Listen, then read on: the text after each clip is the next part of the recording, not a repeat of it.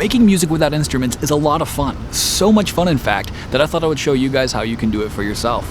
So stick around, because we've got a lot to learn.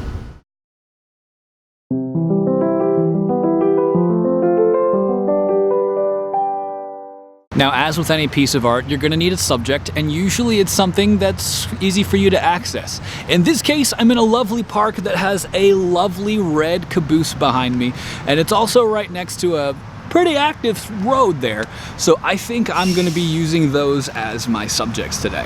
So the key is to get as many unique sounds as you possibly can. So hit it, scratch it, flick it, use different things to hit it with, get as many individual things as you possibly can, and save everything that you get, because you never know what you're going to need.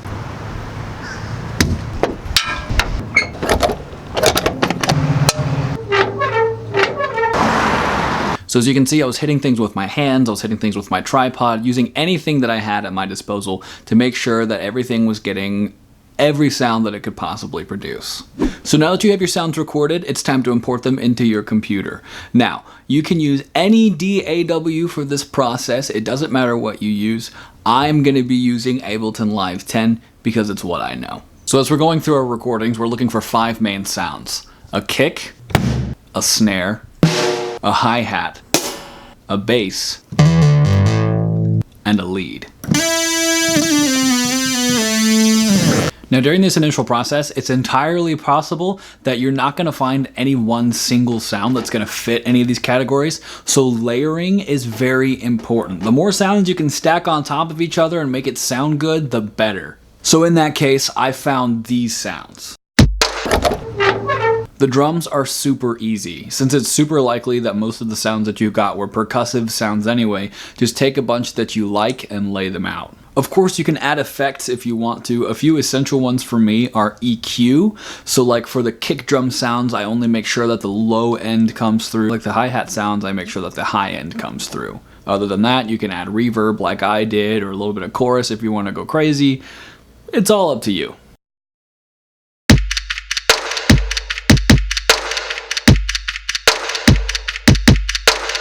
For the lead, I usually take a sound and manipulate it so that I can control it through MIDI, meaning I can use my keyboard to do it.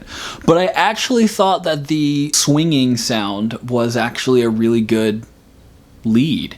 I just chopped it up a little bit, did a little bit of pitch correction and things like that, and we ended up with this.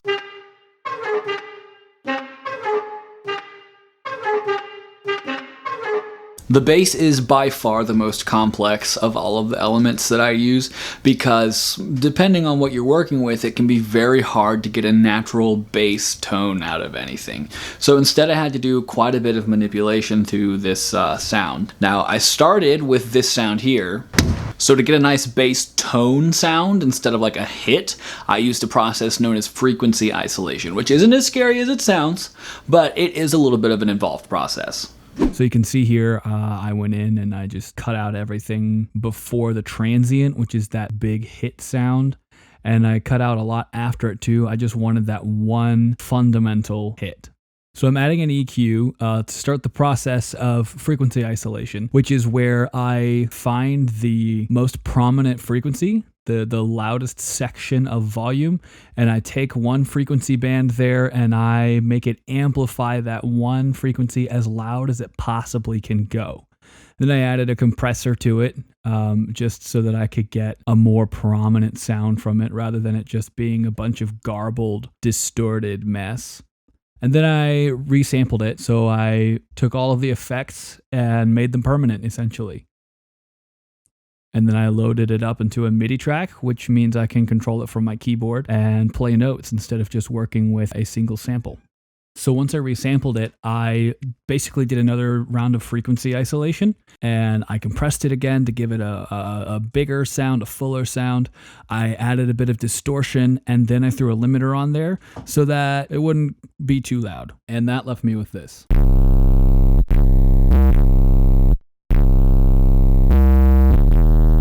As I said, it's sort of an involved process. But once you tackle all that, that's basically it. Just throw it into a composition, come up with a few creative ideas for melodies and drum beats, and you're good to go. Now, I'll be playing my remix for you in just a minute, but before I do, guys, if you enjoyed this video, please give it a like. It really helps me out in the long run. And if you want to see more music-related content like this, give me a subscribe. I would really appreciate it.